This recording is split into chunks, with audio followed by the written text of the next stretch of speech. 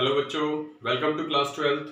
आज हम class 12th के बच्चों के लिए एनसीईआरटी बुक का 4th चैप्टर डिटरमिनेंट्स की 5वीं एक्सरसाइज 4.5 कराएंगे आपको, जिसमें हम डिस्कस करेंगे कि किसी भी स्क्वायर मैट्रिक्स का आप एडजॉइंट कैसे निकालते हैं और उसका इनवर्स किस तरह से फाइंड आउट किया जाता है।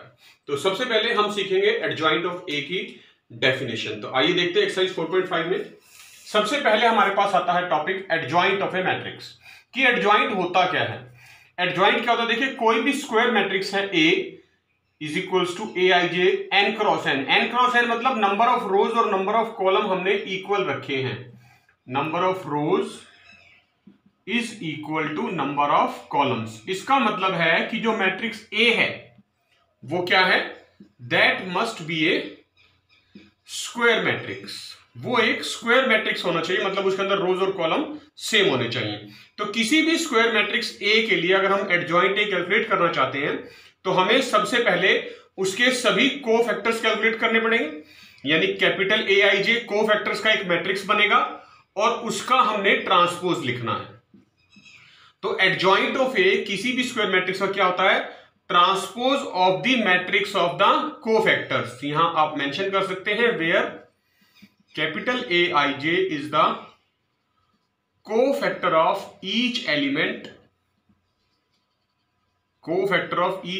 Aij।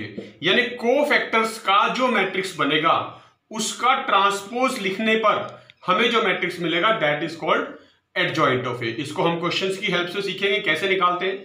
उससे पहले हम सीख रहे हैं नेक्स्ट डेफिनेशन कि सिंगुलर मैट्रिक्स क्या होता है। कोई भी मैट्रिक्स सिंगुलर मैट्रिक्स कब होता है, any square matrix, again I'm using the word square matrix, मतलब नंबर ऑफ रोज और नंबर ऑफ कॉलम्स बराबर हैं।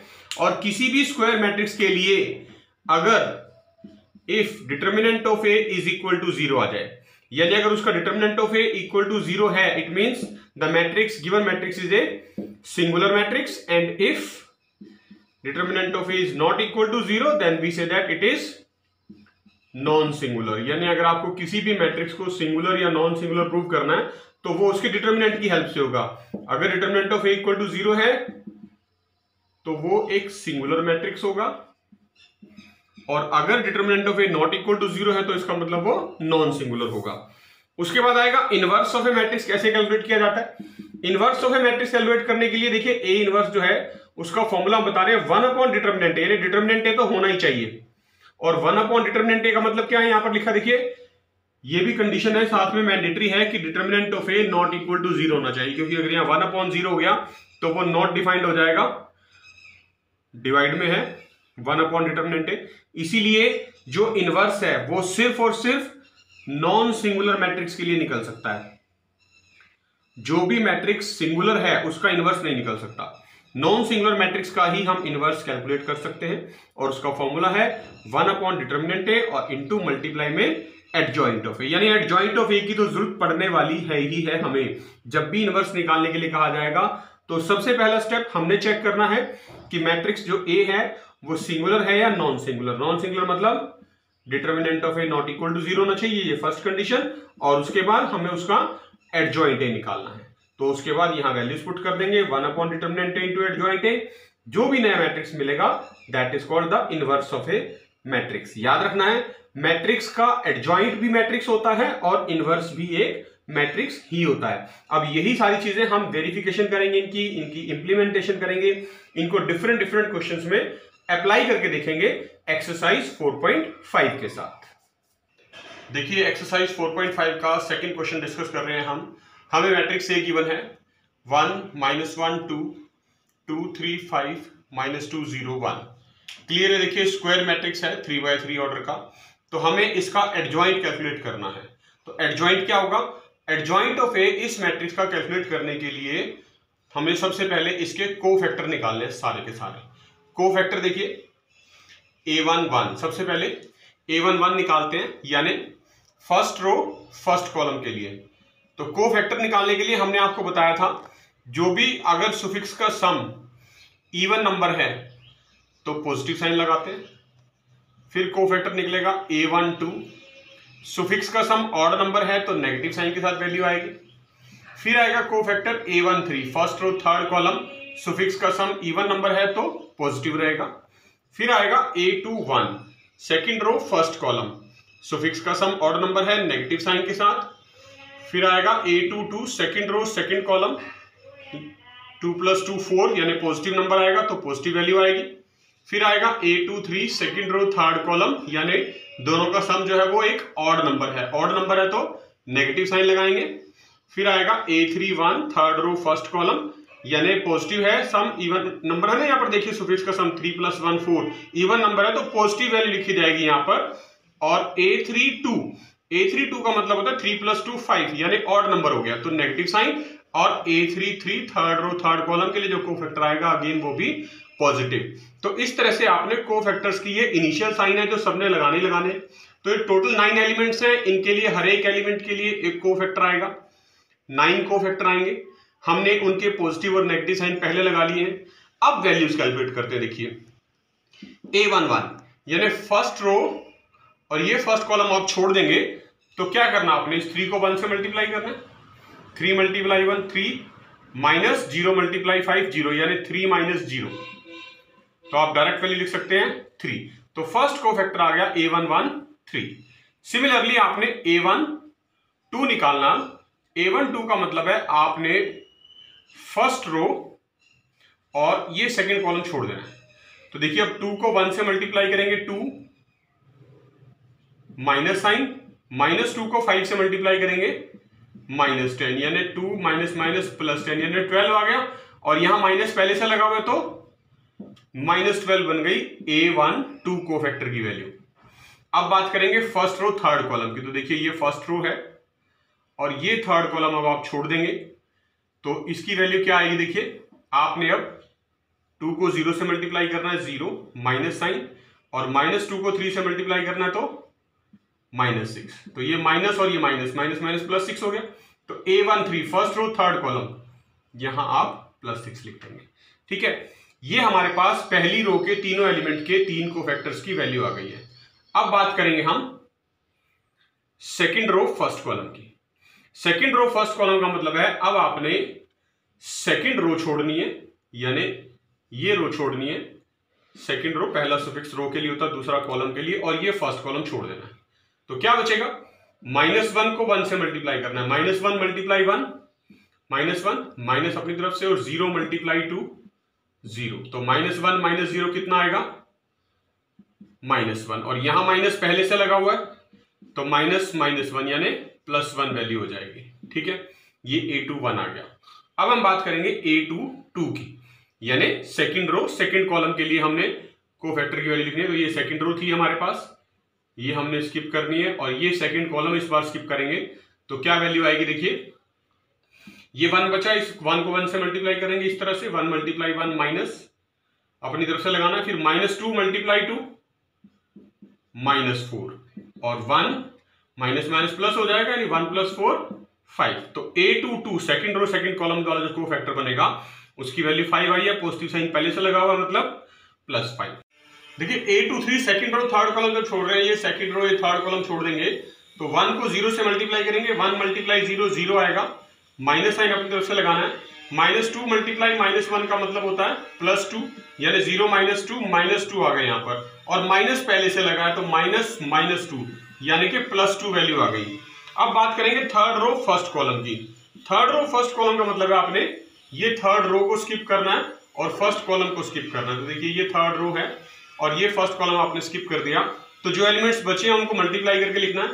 -1 × 5 -1 × 5 कितना आता है, माइनस का 5, माइनस अपनी तरफ से लगाएंगे, फिर 3 × 2 6 यानी -5 - 6 कितना हो गया -11। तो A31 जो हो गया आपका -11। तो ये -11 इसकी वैल्यू आ गई थर्ड रो फर्स्ट कॉलम के कोफैक्टर की। उसके बाद हम बात करेंगे A32 third row second column, ये सेकंड कॉलम इस बार छोड़ देंगे थर्ड रो के साथ हम, तो हमारे पास बचता है यहाँ 1 5 यानी 1 को 5 से मल्टीप्लाई करना है। 1 को 5 से जब आप मल्टीप्लाई करेंगे तो 5 लिखा जाएगा, माइनस अपनी तरफ से लगाना है, फिर इस 2 को 2 से मल्टीप्लाई करेंगे तो 4 यानी 5 - 4 1 आ गया। तो A32 जो है उसकी वैल्यू 1 आ जाएगी यहाँ पर, और माइनस पहले से लगा हुआ है तो ये -1 बन जाएगा। अब बात करेंगे लास्ट कोफैक्टर की A33, यानी थर्ड रो थर्ड कॉलम। तो ये देखिए ये थर्ड रो ये थर्ड कॉलम छोड़ दिया, जो एलिमेंट्स बचे हैं 1 और 3 इनको मल्टीप्लाई करना है। 1 मल्टीप्लाई 3 कितना आएगा 3, माइनस अपनी तरफ से लगाना है 2 मल्टीप्लाई -1 -2, तो साइन चेंज होगा। देखिए 3 माइनस माइनस प्लस हो जाएगा, 3 + 2 5। तो ये हमारा लास्ट कोफैक्टर A33 जिसकी वैल्यू +5 आ गई है। अब हम लिखना चाहते हैं एडजॉइंट ऑफ A। तो जो एडजॉइंट ऑफ A है वो क्या होगा, ये जो कोफैक्टर निकले हैं इनको हम पहले ही रो वाइज लिखेंगे, जो इनकी पोजीशन है उसके हिसाब से। A11 3 है, A12 की वैल्यू -12 है, A13 की वैल्यू 6 है, A21 की वैल्यू 1 है, A22 5 है और A23 2 आया है। A31 की वैल्यू -11 है, A32 की वैल्यू -1 है और A33 की वैल्यू 5 है। ये कोफैक्टर का मैट्रिक्स आया है और इसका हमने निकालना है ट्रांसपोज। तो ट्रांसपोज हमने आपको थर्ड चैप्टर में निकालना सिखाया हुआ है कि जब भी आप किसी मैट्रिक्स का ट्रांसपोज लेते हैं तो आप क्या करते हैं, रोज और कॉलम को इंटरचेंज कर देते हैं। यानी कि ये जो फर्स्ट रो है ये अब फर्स्ट कॉलम बन जाएगी, तो ये आ जाएगा 3 -12 6। ये जो सेकेंड रो है 1 5 2 ये सेकेंड कॉलम बन जाएगा 1 5 2, और जो ये थर्ड रो है ये थर्ड कॉलम बन जाएगा -11 -1 5। तो ये जो मैट्रिक्स मिला है अब हमें, this is called adjoint of A square matrix A. तो हमने यही चेक करना होता है कि जब भी आपको एडजॉइंट निकालने के लिए कहा जाए तो आपने सबसे पहले कोफैक्टर निकालने हैं हर एलिमेंट के। सारे कोफैक्टर जब आ जाएंगे उनको उनकी पोजीशन के हिसाब से मैट्रिक्स बना के लिखना है और उस मैट्रिक्स का आपने ट्रांसपोज कर देना है। ट्रांसपोज करने के बाद जो मैट्रिक्स मिलेगा वो आपकी एडजॉइंट ऑफ ए मैट्रिक्स होगी, यानी exact value of adjoint of A. देखिए क्वेश्चन नंबर 7 डिस्कस कर रहे हैं, उसके बाद जो बाकी के क्वेश्चंस हैं इससे पहले वाले वो आपने प्रैक्टिस करने हैं खुद से, क्योंकि उन सभी में आपको एडजॉइंट ए निकालना सिखाया गया है या एडजॉइंट ए निकालने के लिए कहा जाएगा। अब हम शुरू कर रहे हैं 7th क्वेश्चन, जिसमें हमें कहा गया है फाइंड ए इनवर्स। तो ए इनवर्स निकालने के लिए हमें जो मैट्रिक्स ए गिवन है इसका हमें ए इनवर्स कैलकुलेट करने के लिए कहा गया।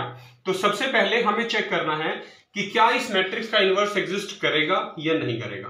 तो देयरफॉर उसके लिए हम कैलकुलेट करेंगे सबसे पहले डिटर्मिनेंट ऑफ ए। तो डिटर्मिनेंट ऑफ ए देखिए कैसे निकलता है। डिटर्मिनेंट ऑफ ए बना लेता हूं 1 2 3 0 2 4 0 0 5। तो डिटर्मिनेंट जब भी आप कैलकुलेट करते हैं और किसी भी एक रो में या कॉलम में या किसी भी एक पर्टिकुलर रो में दो एलिमेंट 0 हैं जब, तो आपको सिर्फ उसी से एक्सपेंड करने के लिए हमेशा प्रेफर किया जाता है। तो देखिए जैसे फर्स्ट कॉलम में दो एलिमेंट 0 हैं तो सिर्फ मैं यही एक एलिमेंट से एक्सपेंड कर दूंगा, यानी फर्स्ट रो और फर्स्ट कॉलम से, बस। उसके बाद बाकी के एलिमेंट्स लिखने की जरूरत नहीं पड़ेगी क्योंकि बाकी दोनों 0 हैं, 0 से मल्टीप्लाई होके सारा कुछ 0 हो जाता है। तो 1 हमारा कोफिशिएंट बनेगा इंटू 2 × 5 10 माइनस 0 × 4 0। तो क्या बचा 10 - 0 10 और मल्टीप्लाई 1 यानी कि 10 इज इक्वल टू 10 आ गया। डिटर्मिनेंट है मतलब ये क्या आया, नॉट इक्वल टू 0। तो जब भी determinant of A not equal to 0 आ जाए तो इसका मतलब देयरफॉर जो मैट्रिक्स ए है वो क्या है, that is non singular. Matrix a non singular है, देयरफॉर ए इनवर्स एग्जिस्ट। यानी जब भी नॉन सिंगुलर होगी तो इसका मतलब उसका इनवर्स एग्जिस्ट करेगा, और जब ए इनवर्स एग्जिस्ट करेगा तो इसका मतलब हम इनवर्स निकाल सकते हैं। और ए इनवर्स निकालने का फॉर्मूला हमने आपको बताया हुआ है 1/डिटर्मिनेंट ए इंटू एडजॉइंट ए। ये फॉर्मूला है ए इनवर्स कैलकुलेट करने का। देखिए इसमें हमने डिटर्मिनेंट ए जो था वो तो कैलकुलेट कर लिया, उसकी वैल्यू आ गई हमारे पास 10। अब सिर्फ क्या बचा है, एडजॉइंट ए हम निकालना चाहते हैं। और एडजॉइंट ए बिल्कुल सेम वही प्रोसीजर फॉलो करेंगे जो अभी हमने किया था पिछले क्वेश्चन में। कोफैक्टर निकालने हैं, 9 के 9 कोफैक्टर निकलेंगे क्योंकि 3/3 मैट्रिक्स है और हर एक एलिमेंट के कॉरेस्पॉन्डिंग एक कोफैक्टर निकलेगा। उन कोफैक्टर्स का जो मैट्रिक्स होगा उसका ट्रांसपोज, उसको हम बोलते हैं एडजॉइंट ए। तो देखिए यहां लिख लेते हैं एक बार फिर से मैट्रिक्स ए, फिर से लिख लेते हैं 1 2 3 0 2 4 0 0 5। इसका हम एडजॉइंट लिखेंगे तो कोफैक्टर लिखेंगे सारे A11 A12 A13।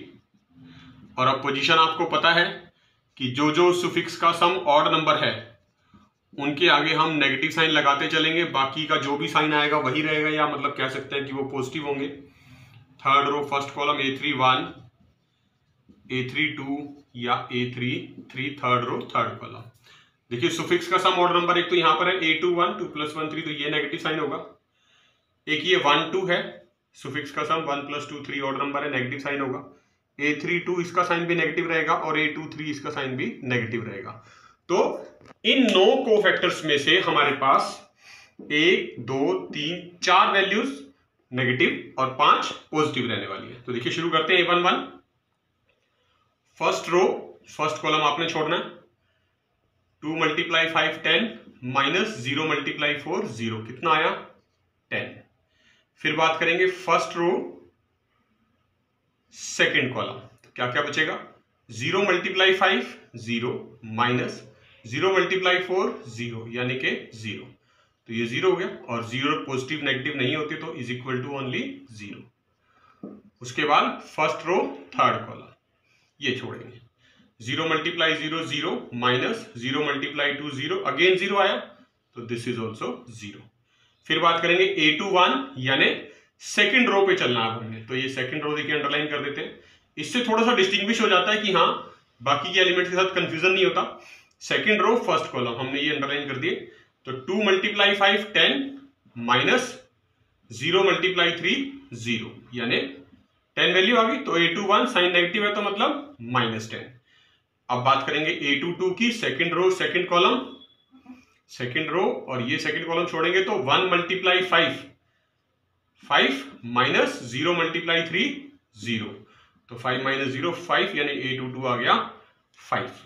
अब बात करेंगे A2 3 की, यानी सेकंड रो थर्ड कॉलम, तो ये सेकंड रो है ही है और ये थर्ड कॉलम हमने छोड़ दिया। देखिए 1 × 0 0 -0 × 2 0, तो 0 - 0 0, तो ये वैल्यू भी 0 आ गई and that is equal to 0, क्योंकि 0 का साइन ना पॉजिटिव होता है और ना ही नेगेटिव होता है।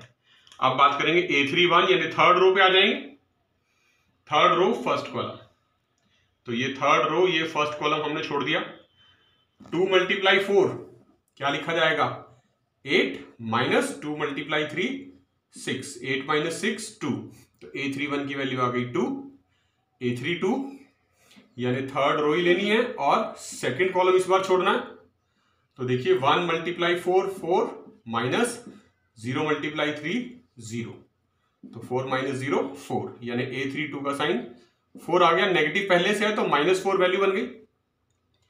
लास्ट को फैक्टर है अब A3 3, यानी थर्ड रो थर्ड कॉलम, 1 × 2 2 -0 × 2 0, तो 2 - 0 2 बच गया, तो A3 3 की वैल्यू आ गई 2। तो ये सारे के सारे को फैक्टर्स देखिए हमने 9 के 9 कैलकुलेट कर लिए हैं। अब जब एडजॉइंट ऑफ A लिखा जाएगा वो क्या होगा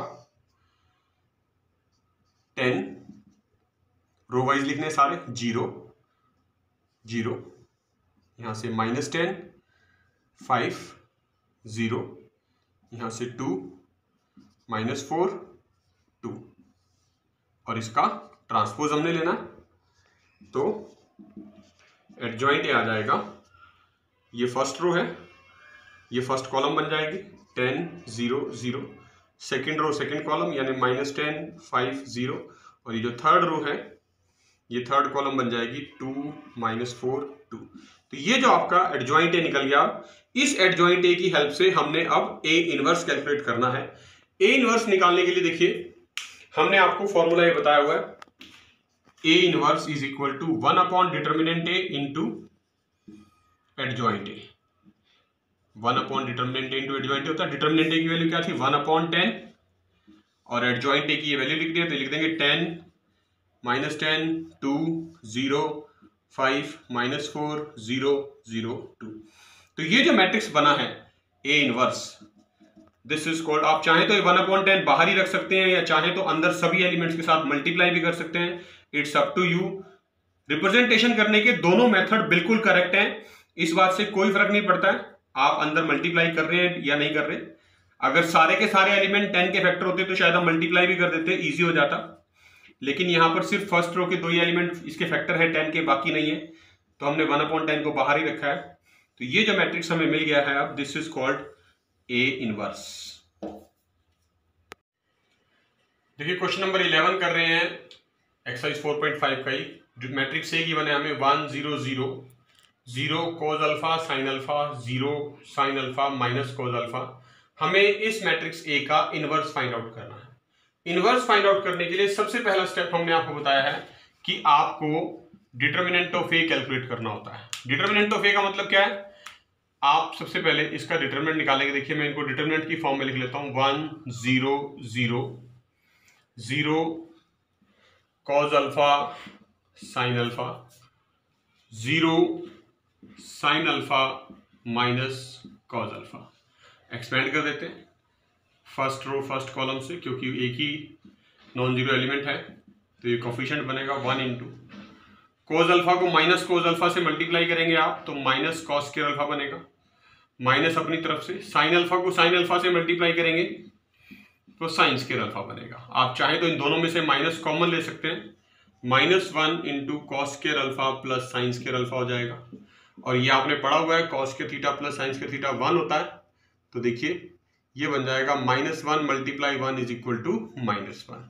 तो डिटर्मिनेंट ए की वैल्यू -1 आ गई which is not equal to 0, therefore matrix A is non singular and A inverse exist. मतलब ए इनवर्स एग्जिस्ट करेगा। और जब मैट्रिक्स ए का इनवर्स एग्जिस्ट करेगा तो हमने अब सिर्फ क्या करना है, ये मैट्रिक्स ए था इसके कोफैक्टर लिखने हैं सारे के सारे। तो देखिए क्या क्या बनेंगे, A11 A12 नेगेटिव साइन के साथ, A13 A21 नेगेटिव साइन के साथ, A22 A23 A23 भी नेगेटिव साइन के साथ, A31 A32 negative sign, A33 positive. आपको पता है क्योंकि जिनके सुफिक्स मैंने बताया हुआ है ऑड नंबर आता है सम, वो हमने नेगेटिव साइन के साथ लिखने होते हैं। तो पहला कोफैक्टर लिख रहे हैं A11 first row first column, cos alpha multiply minus cos alpha minus cos square alpha, minus अपनी तरफ से sine alpha multiply sine alpha sine square alpha minus common cos square alpha plus sine square alpha यानी कि -1। तो A11 की value -1 आ गई। अब बात करेंगे सेकंड एलिमेंट की, A12 यानी फर्स्ट रो सेकंड कॉलम। देखिए लिख रहे हैं ये first row second column, first row और ये सेकंड कॉलम आप छोड़ देंगे तो क्या बचेगा, 0 multiply cos alpha 0 0 multiply sine alpha 0 यानी 0 माइनस 0 0। तो ये 0 आ गए यहाँ पर। फर्स्ट रो थर्ड कॉलम छोड़ेंगे। अब देखिए ये फर्स्ट रो है हमने, और ये थर्ड रो भी मैंने अंडरलाइन कर दी। देखिए इधर से 0 multiply sine alpha 0 minus 0 multiply cos alpha 0 again 0 minus 0, ये भी 0 आ गया। अब बात करेंगे सेकंड रो की, A21 यानी सेकंड रो फर्स्ट कॉलम हम लेके चलेंगे। तो सेकंड रो फर्स्ट कॉलम जब आप छोड़ेंगे तो ये आपकी सेकंड रो है और ये फर्स्ट कॉलम है, हमने छोड़ दिया। 0 multiply minus cos alpha 0 minus 0 multiply sine alpha 0 again 0 minus 0 0 आ गया ये भी। अब बात करेंगे second row second column A22 की। तो ये देखिए ये सेकंड रो है, ये सेकंड कॉलम हमने छोड़ दिया है।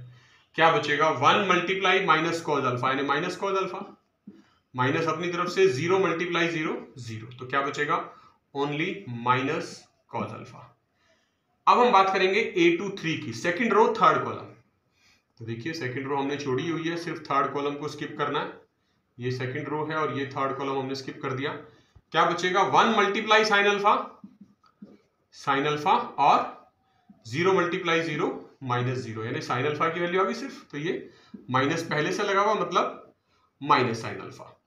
Let's come on to A31 third row first column पे चल रहे हैं। थर्ड रो फर्स्ट कॉलम में जब आप जाएंगे तो आपने थर्ड रो को अब अंडरलाइन कर देना क्योंकि इसको हम छोड़ के चल रहे हैं और ये फर्स्ट कॉलम छोड़ के चल रहे हैं। तो क्या मिलेगा, देखिए 0 multiply sine alpha 0 minus 0 multiply cos alpha 0 यानी 0 वैल्यू आ गई, तो ये 0 आ गया। फिर बात करेंगे थर्ड रो सेकंड कॉलम की, यानी ये स्किप कर देंगे। अब 1 multiply minus cos alpha 1 multiply sine alpha, second row third row हमने छोड़ी हुई है तो 1 को साइन अल्फा से मल्टीप्लाई करना है, साइन अल्फा माइनस 0 मल्टीप्लाई 0 0। तो सिर्फ साइन अल्फा बचेगा यहाँ पर, नेगेटिव साइन पहले से है तो माइनस साइन अल्फा आ जाएगा। अब हमने third row third column last cofactor लिखना है, 1 multiply cos alpha minus 0 multiply 0 0, तो क्या वैल्यू आ गई A33 की कॉज अल्फा। तो ये देखिए 9 के 9 को फैक्टर हमने लिख लिए हैं। अब इन को फैक्टर्स की हेल्प से हम एडजॉइंट ए लिख सकते हैं easily. Adjoint A is equal to position wise लिखेंगे यानी रो वाइज लिखना है, -1 0 0 0 minus cos alpha minus sine alpha और 0 minus sine alpha cos alpha, 0 minus sine alpha cos alpha, right. और इसका हमने लेना है ट्रांसपोज। ट्रांसपोज का मतलब हमने बताया हुआ थर्ड चैप्टर में, आपको पिछले क्वेश्चन में भी बताया था, जब आप रोज और कॉलम को इंटरचेंज कर देते हैं तो ट्रांसपोज निकल जाता है। यानी ये जो फर्स्ट रो है ये फर्स्ट कॉलम बनेगा -1 0 0, सेकेंड रो सेकेंड कॉलम यानी 0 minus cos alpha minus sine alpha, और ये जो थर्ड रो है ये थर्ड कॉलम बनेगा यानी इस तरह से लिखा जाएगा 0 minus sine alpha cos alpha. ये एडजॉइंट ए आ गया। डिटरमिनेंट ए हमने कैलकुलेट किया हुआ था, -1 आया था। अब हम वैल्यू लिखना चाहते हैं ए इनवर्स की, तो ए इनवर्स की वैल्यू क्या आएगी देखिए, ए इनवर्स होता है 1 upon determinant A into adjoint A, यानी आपने लिखना है 1 upon -1 into -1 0 0 0 minus cos alpha minus sine alpha 0 minus sine alpha cos alpha. अब देखिए बाहर 1 अपॉन -1 है यानी -1 है, तो -1 से ही जब मैट्रिक्स के अंदर जाके मल्टीप्लाई करेंगे इन सभी एलिमेंट्स को तो इन सबके साइन चेंज हो जाएंगे, यानी जो पॉजिटिव है वो नेगेटिव हो जाएंगे और जो नेगेटिव है वो पॉजिटिव। तो अल्टीमेटली जो हमारा ए इनवर्स है वो बन जाएगा देखिए 1 0 0, मैंने साइन चेंज कर दिए, 0 cos alpha sine alpha 0 sine alpha minus cos alpha. This is called A inverse for the given matrix A. देखिए 16th क्वेश्चन कर रहे हैं, बहुत इंपॉर्टेंट क्वेश्चन है आज की एक्सरसाइज का। If matrix A is equal to, हम एक मैट्रिक्स गिवन है और हमें वेरीफाई करना है। देखिए रिजल्ट दिया हुआ है, verify that A cube minus 6a square plus 9a minus 4i। आई का मतलब है यहां पर आइडेंटिटी मैट्रिक्स, और ये आइडेंटिटी मैट्रिक्स आपने उसी ऑर्डर का लेना है जिस ऑर्डर का मैट्रिक्स ए रहेगा, यानी 3/3 का, और इज इक्वल टू 0 मैट्रिक्स के इक्वल आना चाहिए। ये हमें वेरीफाई करना है और उस वेरिफिकेशन के बाद हमें ए इनवर्स कैलकुलेट करना है। तो देखिए कैसे करेंगे। सबसे पहले हमारे पास जो ये इक्वेशन में वैल्यूज लिखी हैं ए क्यूब ए स्क्वायर, ए की वैल्यूज हम कैलकुलेट करेंगे। मैट्रिक्स ए गिवन है, हम ए स्क्वायर कैलकुलेट करके दिखाएंगे। ए स्क्वायर का मतलब होता है ए मल्टीप्लाई ए, ये आपने थर्ड चैप्टर में सीखा हुआ है मैट्रिक्स मल्टीप्लीकेशन में। तो देखिए ए मल्टीप्लाई है, पहले 2 बार मैट्रिक्स ए लिख लेते हैं, 2 -1 1 -1 2 -1 1 -1 2, ये मैट्रिक्स से हो गया। एक बार और लिख लेते हैं, 2 -1 1 -1 2 -1 1 -1 2। ये आपने मैट्रिक्स मल्टीप्लिकेशन सीखा हुआ है, फिर भी मैं आपको एक रो करके दिखा रहा हूं, बाकी की 2 आपने खुद लिखनी है। कैसे करते हैं देखिए, रिवाइज हो जाएगा। फर्स्ट रो को आप फर्स्ट कॉलम से मल्टीप्लाई करते थे, कॉरेस्पॉन्डिंग एलिमेंट 2 × 2 4, -1 × -1 +1 और 1 × 1 +1, ये फर्स्ट एलिमेंट आ गया। फिर आप फर्स्ट रो को सेकंड कॉलम से मल्टीप्लाई करेंगे, 2 × -1 -2, -1 × 2 -2, 1 × -1 -1। फिर आप इसी फर्स्ट रो को थर्ड कॉलम के कॉरेस्पॉन्डिंग एलिमेंट से मल्टीप्लाई करेंगे, 2 × 1 2, -1 × -1 +1, 1 × 2 2, राइट। ये आगे देखिए आपके पास, ये फर्स्ट रो आ गई। इसी तरह से आपने एग्जैक्टली सेकंड रो को भी तीनों रो से कॉलम से मल्टीप्लाई करना है, फिर थर्ड रो को भी आपने इन तीनों कॉलम से मल्टीप्लाई करना, और जो भी वैल्यू आएगी आपके पास मल्टीप्लाई करके वो आपने यहां लिखनी है, और वो वैल्यू आएगी आपके पास। देखिए ये आपके पास आ गई है वैल्यू ऑफ ए स्क्वायर 2/2, ये 3/3 मैट्रिक्स को मल्टीप्लाई करने के बाद हमने कैलकुलेट करके दिखा दिया, आपको रिवाइज भी करा दिया। इस ए स्क्वायर के निकलने के बाद अब हम कैलकुलेट करेंगे ए क्यूब। बिल्कुल सेम इसी तरह से फॉलो करेंगे स्टेप। ए क्यूब कैसे निकलता है, ए स्क्वायर मल्टीप्लाई ए लिख सकते हैं। ए स्क्वायर हमने ये निकाला, देखिए 6 - 5 5 -5 6 -5 5 -5 6, मैंने ए स्क्वायर की वैल्यू लिख ली। इनटू में मैट्रिक्स ए की वैल्यू फिर से लिख लेते हैं 2 -1 1 -1 2 -1 1 -1 2। अब इन दोनों को जब आप मल्टीप्लाई करेंगे बिल्कुल उसी तरह से फर्स्ट रो को पहले फर्स्ट कॉलम से, फिर सेकंड कॉलम से, फिर थर्ड कॉलम से, तो कॉरस्पॉन्डिंग वैल्यूज लिखने के बाद मल्टीप्लाई करने के बाद आपके पास ये मैट्रिक्स, तो देखिए ये आपके पास वैल्यू आ गई है यहां पर मैट्रिक्स ए क्यूब की, ए स्क्वायर को ए से मल्टीप्लाई करने के बाद। अब देखिए हमने ए क्यूब कैलकुलेट कर लिया है, ए स्क्वायर कैलकुलेट कर लिया है, मैट्रिक्स ए की वैल्यू हमें स्टेटमेंट में गिवन है, और जो वेरीफाई करने के लिए कहा गया था वो क्या था, वो ये था A cube -6a square plus 9a minus 4i। हमने इज इक्वल टू इसको as a zero matrix prove करना है। तो हम इसकी लेफ्ट हैंड साइड लेकर चलेंगे। देखिए लेफ्ट हैंड साइड में सबसे पहले हमें क्या काम करना है, ए क्यूब की वैल्यू लिखनी है जी यहां पर। तो मैं ए क्यूब की वैल्यू लिख देता हूं। देखिए 22 -21 21 -21 22 -21 21 -21 -6 से मल्टीप्लाई करना, सारे एलिमेंट्स मल्टीप्लाई हो जाएंगे ए स्क्वायर के, तो ए स्क्वायर की वैल्यू लिख देते हैं 6 -5 5 -5 6 -5 5 -5 6 प्लस 9 ए की वैल्यू लिखनी है। मैट्रिक्स ए के सारे एलिमेंट्स को आपने 9 से मल्टीप्लाई करना है। तो 2 -1 1 -1 2 -1 1 -1 2 और फिर -4 इंटू आइडेंटिटी मैट्रिक्स। मैंने आपको बताया था थर्ड ऑर्डर का लेना है, क्योंकि मैट्रिक्स ए जितने ऑर्डर का होता है उतना ही ऑर्डर आइडेंटिटी मैट्रिक्स का भी होता है। ये सारी वैल्यू जब आपने सिंप्लीफाई करनी है और जब आप इनको सिंप्लीफाई करेंगे तो ये सारा रिजल्ट जो है आपके पास एक जीरो मैट्रिक्स के इक्वल आ जाएगा, which is our right hand side. तो ये सिंप्लीफिकेशन आपने खुद करनी है, क्योंकि आपने ये चैप्टर 4-3 में सीखी हुई है। अब इसके बाद हमारे पास जब ये वेरिफिकेशन हो जाएगी तब हमारे पास इस क्वेश्चन का सेकंड पार्ट शुरू होगा, जो है फाइंड ए इनवर्स। वो अब हम शुरू करते हैं। देखिए कैसे कैलकुलेट करेंगे ए इनवर्स। देखिए वेरिफिकेशन के लिए हमने इक्वेशन दी थी A cube -6a square plus 9a minus 4i equal to zero matrix. ये हमने वेरीफाई करके दिखाया आपको। अब इसी इक्वेशन के जब भी स्टेटमेंट लिखा था हैंस फाइंड ए इनवर्स, तो हैंस फाइंड ए इनवर्स का मतलब होता है आपको इसी इक्वेशन की हेल्प से ए इनवर्स कैलकुलेट करना है। तो सबसे पहले जो -4i है, देखिए इसको हम राइट साइड पे ले जाते हैं। क्या बन जाएगा, ए cube -6a square plus 9a, ये जो -4i है उधर जाके प्लस का 4i बन जाएगा। अब आप यहां लिख सकते हैं पोस्ट मल्टीप्लाई बोथ साइड्स, दोनों तरफ both sides by A inverse. A inverse से मल्टीप्लाई कर दीजिए। देखिए क्या होगा, A cube into A inverse. Post का मतलब होता है पीछे की तरफ, बाद में, तो हम ए क्यूब के बाद ए इनवर्स लिख रहे हैं। -6a square into A inverse. सभी एलिमेंट्स इंडिविजुअली एक एक एलिमेंट जो है वो इक्वेशन का ए इनवर्स से मल्टीप्लाई होता चला जाएगा। राइट साइड भी मल्टीप्लाई होगी 4i इंटू ए इनवर्स। तो ए क्यूब और ए इनवर्स बेस सेम है, पावर ऐड हो जाएंगी, ए स्क्वायर बचेगा, -a square into A inverse 6a बचेगा। a into A inverse 9 times of identity होता है, is equal to identity matrix से किसी भी मैट्रिक्स को मल्टीप्लाई करें सेम वही रिजल्ट आता है, यानी 4a इनवर्स। तो a इनवर्स की जो वैल्यू आएगी, ये जो 4 है ये इधर आके 1/4 बन जाएगा, a square -6a plus 9i।